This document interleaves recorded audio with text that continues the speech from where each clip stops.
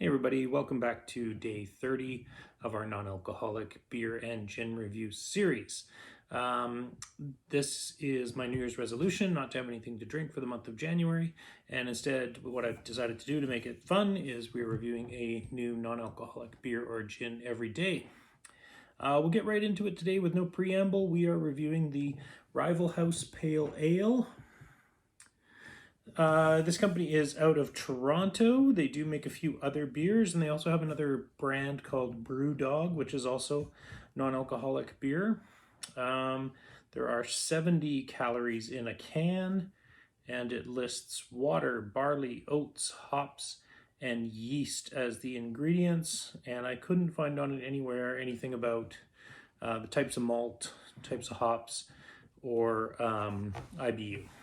So, see how that pours.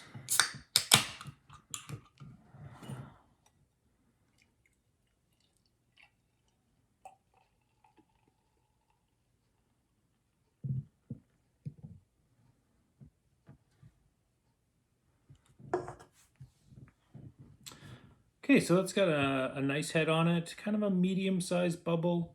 It is dissipating relatively quickly. Okay, color-wise, it's interesting. It's kind of golden with a little bit of sort of peach or copper hues to it. Not overly dark, just slightly hazy. Definitely not clear. All right, let's try out the nose on it.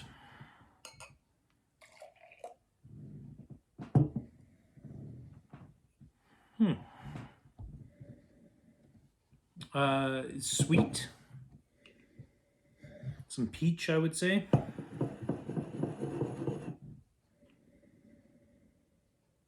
Yeah, so far that's all I'm getting is kind of a peach. Oh, it's very sweet on the can. Peach and honey. Not really a whole lot of hops happening there.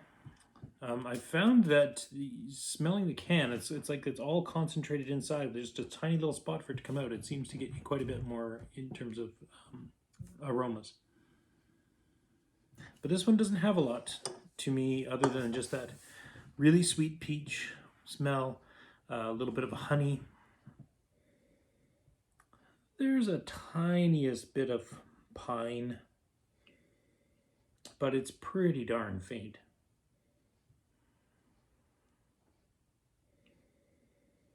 Yeah, no sense forcing it if it's not there. Okay, let's go in for the taste. Cheers.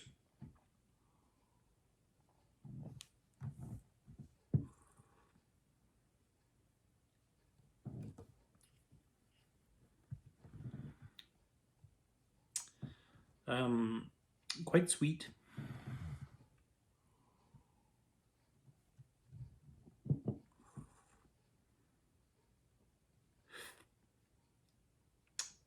Peach.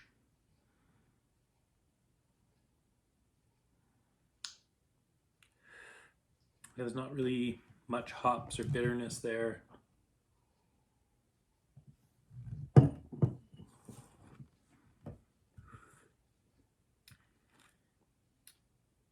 Not typical of what I would call a pale ale, although I've kind of learned that there's a number of breweries more in the East. Their pale ales seem to be more fruit forward, they're slightly hazy, almost bordering on what I would call hazy IPAs, except they lack much in the way of bitter hoppiness.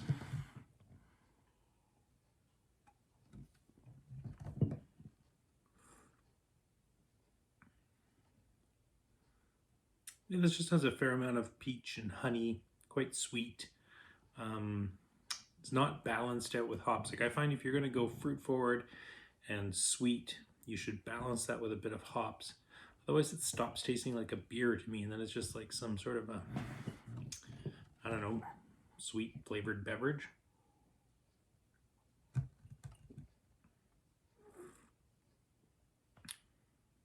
Yeah. To be quite honest, that doesn't do much of anything for me. I would definitely not buy that again. It's not bad. It's not flawed. There's a little bit of bitterness just came in on the finish there after as I was talking, but it's pretty subtle.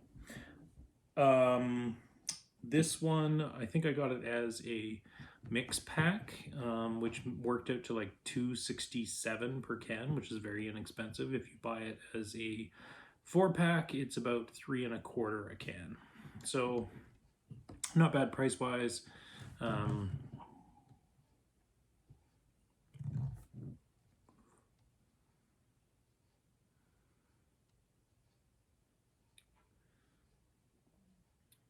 Sorry, just making sure I'm giving it an honest go. There is a little bit of bitterness there. It's kind of warmed up a tiny bit. Yeah, still it doesn't do much for me though. We're gonna give that. We're gonna give that a. We'll give that just an even 8.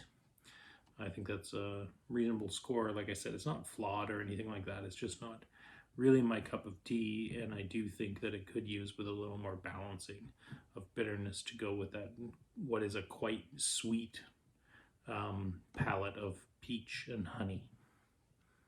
Yeah, so that's it for today, and we'll come back tomorrow. What's officially our last day, but we still have a lot of beer to go through, so we'll probably just keep going.